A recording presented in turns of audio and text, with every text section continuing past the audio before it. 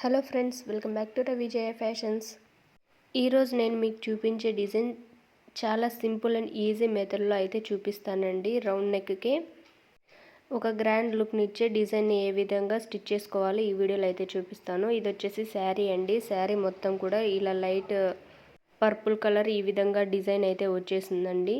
నేనైతే బ్లౌజ్కి ఈ విధంగా డార్క్ పర్పుల్ కలర్ పెట్టేసి ఈ విధంగా డిజైన్ అయితే చేశాను. ఎలా ఉందో కామెంట్ చేయండి ఫ్రెండ్స్. మీరు కనుక మన వీడియోస్ని ఫస్ట్ టైం కనుక చూస్తున్నట్లయితే వీడియోని లైక్ చేయండి. రవిజయ ఫ్యాషన్స్ ఛానల్ని సబ్స్క్రైబ్ చేసుకోండి. నేను మన ఛానల్లో అప్లోడ్ చేసే మంచి బ్లౌజ్ డిజైన్ వీడియోస్ మీకు నోటిఫికేషన్ రూపంలో వస్తాయి. మన ఛానల్ని సబ్స్క్రైబ్ చేసుకోండి. ఇంకెందుకు ఆలస్యం, వీడియోలోకి వెళ్ళిపోదాం. నేను ఈ విధంగా పర్పుల్ కలర్ క్లాత్ని అయితే 1/2 మీటర్ బయట నుంచి అయితే షాప్ నుంచి తెచ్చుకున్నానండి. 1/2 మీటర్ క్లాత్ని కూడా ఈ విధంగా 8 లేయర్స్గా అయితే హోల్డ్ చేసుకొని హైట్ 3 ఇంచెస్ అలాగే విడ్త్ కూడా 3 ఇంచెస్ అయితే తీసుకున్నాను. ఈ విధంగా మార్కింగ్ చేసుకున్న తర్వాత మనం మార్కింగ్ చేసుకున్న దగ్గరికి ఎగ్జాక్ట్గా మనం అయితే కటింగ్ చేసుకోవాలండి. ఈ విధంగా కట్ చేసుకోవడం వల్ల మనకు స్క్వేర్ షేప్లో అన్ని పీసెస్ కూడా సమానంగా వస్తాయి. మనం డిజైన్ పెట్టుకోవడానికి కూడా ఈజీగా ఉంటుంది. ఇంకా ఎక్స్ట్రా ఉన్న క్లాత్ని మొత్తం కూడా రిమూవ్ చేసేయాలి. చూసారు కదా, ఈ విధంగా పీసెస్ అయితే వస్తాయి.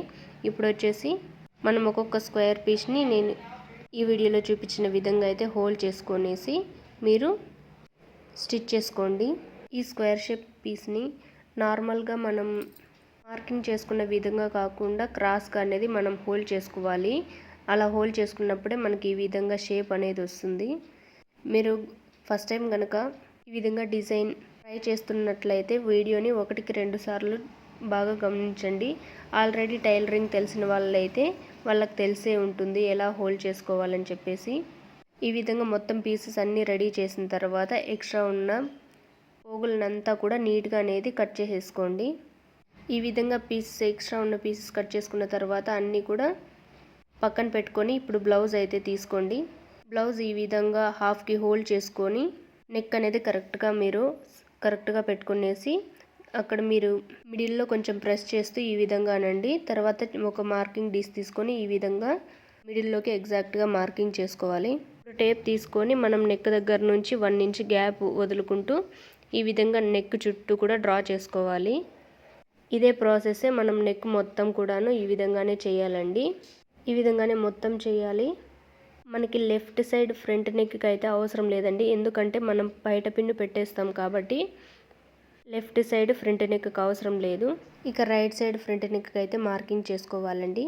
ఈ విధంగా నెక్ మొత్తం కూడా మార్కింగ్ చేసుకున్న తర్వాత మనం ఆల్రెడీ తయారు చేసుకున్న పెటల్స్ని హోల్డింగ్ ఉన్నది వచ్చేసి మన వైపుకి పెట్టుకోవాలండి. ఓపెన్స్ ఉన్నది వచ్చేసి మనం ఆపోజిట్ సైడ్ పెట్టుకోవాలి. ఈ విధంగా పెట్టుకుంటూ మనం 1 ఇంచ్కి ఎక్కడైతే మార్కింగ్ చేసుకున్నామో ఎగ్జాక్ట్గా ఆ మార్కింగ్ మీద పెట్టుకునేసి అన్నీ కూడా స్టిచ్ వేసుకోవాలండి. మీరు ఒకసారి బాగా గమనించండి. హోల్డింగ్స్ అంతా కూడా మన వైపు పెట్టుకున్నాను. ఓపెన్స్ ఉన్నదంతా కూడా ఆపోజిట్కి అయితే నేను పెట్టేశానండి. ఈ విధంగానే మనం నెక్ చుట్టూ 1 ఇంచ్ ఎక్కడి వరకు అయితే మార్కింగ్ చేసుకున్నామో అదంతా కూడా ఇట్లా పెట్టి స్టిచ్ చేసుకోవాలి. ప్లీజ్ ఫ్రెండ్స్, మన వీడియోస్ని ఫస్ట్ టైం కనుక చూస్తున్నట్లయితే ప్లీజ్ లైక్ చేయండి. రవిజయ ఫ్యాషన్స్ని సబ్స్క్రైబ్ చేసుకోండి.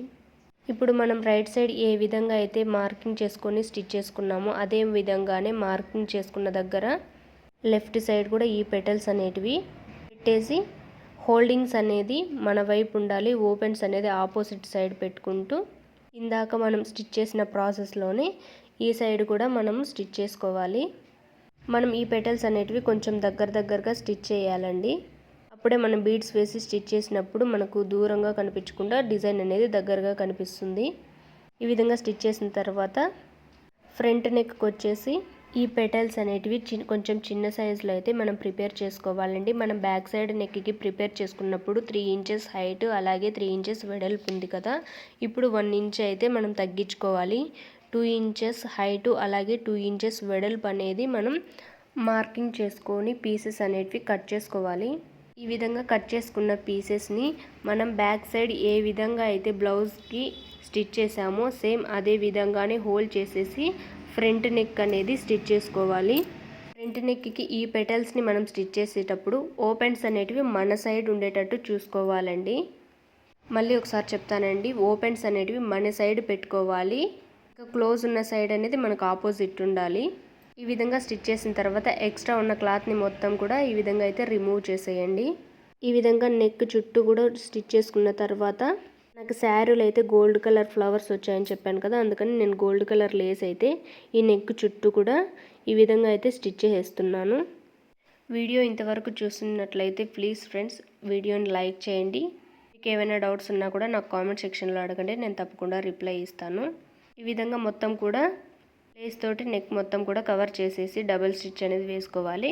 ఇప్పుడు వచ్చేసి నార్మల్గా మనం బ్లౌజ్కి హ్యాంగింగ్స్ ఏ విధంగా అయితే వేస్తారో సేమ్ అదే ప్రాసెస్లోనే నేను కూడా హ్యాంగింగ్స్ అనేటివి నార్మల్గానే పెడుతున్నానండి.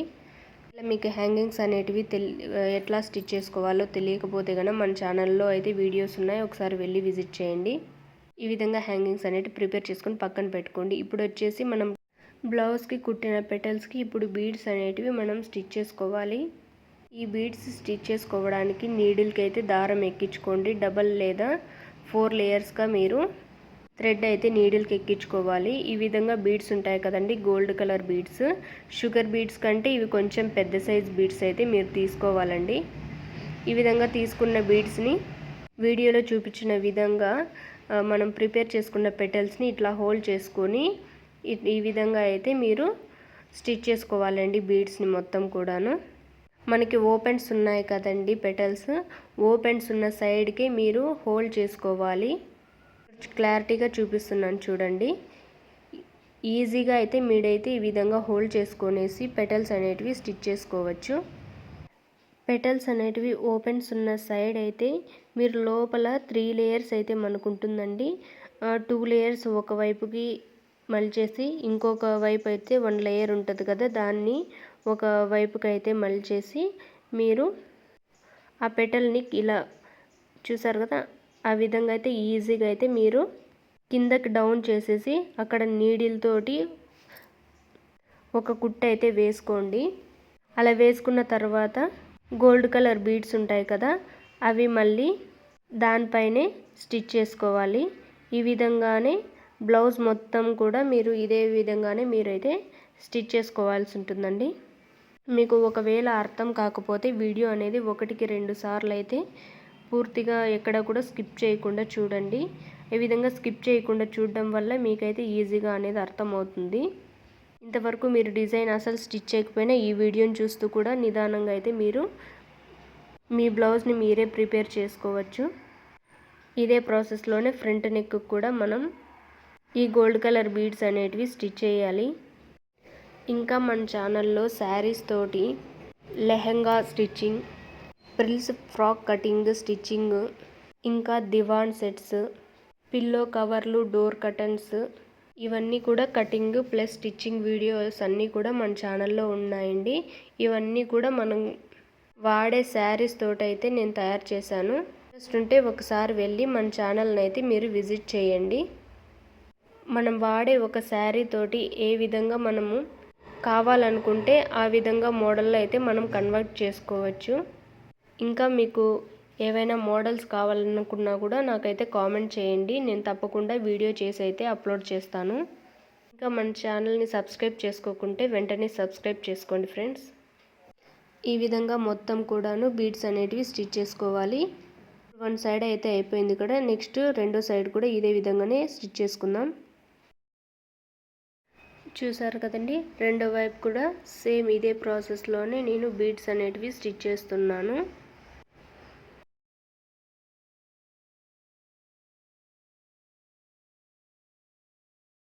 రైట్ సైడ్కి ఏ విధంగా బీడ్స్ అయితే స్టిచ్ చేసామో సేమ్ లెఫ్ట్ సైడ్ కూడా ఆ విధంగానే బీడ్స్ అన్నీ స్టిచ్ చేసిన తర్వాత ఇప్పుడు మిడిల్లో మనకి కొంచెం గ్యాప్ అయితే వదులుకున్నాం కదండి, అక్కడ వచ్చేసి మనం శారీస్కి కుచ్చులు కట్టుకోవడానికి మనకి మార్కెట్లో బీడ్స్ అయితే దొరుకుతాయి కదా, కుచ్చులకు వాడేటువంటి ఒక ఫ్లవర్ డిజైన్ బీడ్, పెద్ద బీడ్ అయితే నేను మిడిల్లో అయితే పెట్టేసి నీడిల్ తోటే స్టిచ్ వేసానండి. ఎగ్జాక్ట్గా స్ట్రైట్ లైన్ ఎక్కడ మార్కింగ్ చేసుకున్నామో అక్కడైతే నేను ఈ ఫ్లవర్ పెద్ద బీడ్ని అయితే స్టిచ్ చేసేసి దాని చుట్టూ కూడా ఇప్పుడు మనం పెటల్స్కి ఏ గోల్డ్ బీడ్స్ అయితే మనం స్టిచ్ చేసామో ఆ బీడ్స్ని ఆ ఫ్లవర్ చుట్టూ కూడా నేనైతే ఈ విధంగా నీడిల్ తోటి కుట్టేశాను. ఈ ఫ్లవర్ బీడ్ చుట్టూ నాకు 5 గోల్డ్ కలర్ బీడ్స్ అయితే పట్టాయండి చుట్టూ కూడాను. ఈ విధంగా మొత్తం ఫ్లవర్ చుట్టూ కూడా స్టిచ్ చేసేసాను.